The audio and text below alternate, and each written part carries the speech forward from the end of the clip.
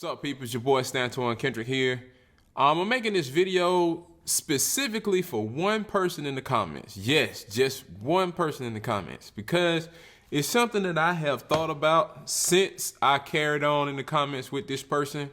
So I figured I would give what this person was saying a shot and see if it alters my opinion. So this video goes out to a user by the name of Joshua Knight. I believe that's his name, Joshua Knight. And me and him was talking back and forth in the comments about my video. I mean, some of you may remember the video I did a long time ago about a comparison between a Selmer Soloist and a early Babbitt Otto Link.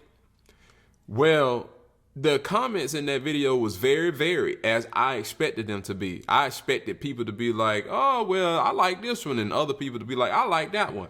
I expected people to be like, well, this one seems a little bit more smooth and darker. This one seems a little bit brighter, more, resonant. I expected the comments to be varied, But he's saying something in the comments, and I didn't agree with him, initially.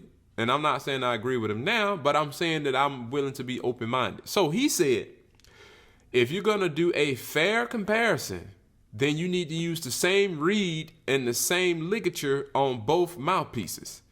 Now, I was always told when you're really trying to find out about a mouthpiece to use a different reed, or a reed that's broken in for that mouthpiece, not a reed broken in for another mouthpiece. And who was I told that by? Mouthpiece makers and refacers. So, this is nothing that I've kind of just heard from some Joe on the street. Mouthpiece makers and refacers always recommend, if you're trying out a new mouthpiece, put a fresh reed on it, or break in some new reeds on that mouthpiece to get the best, out of it. Not taking a mouthpiece that was necessarily broken in for another mouthpiece.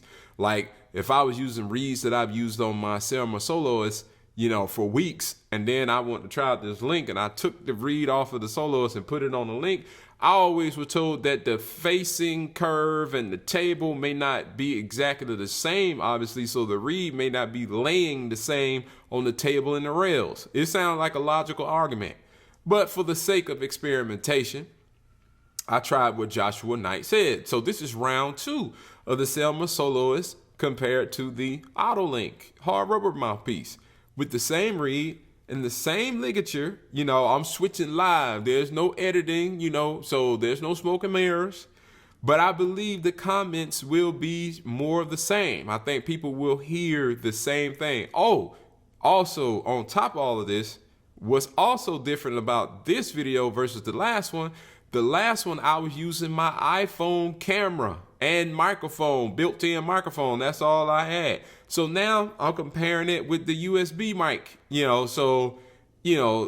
this should be more direct versus a cell phone. But I think that the comments will be varied. I think some people are going to gravitate more so to what it sounds like on the Soloist. And I think some people are going to gravitate more so to Otto Link. Me, I like both of them. That's why I'll never sell either one of them. That's why I'm always going back and forth between both of them. But anyway, Joshua, this video is for you. I did have good success using the same reed. I didn't have problems using the same reed.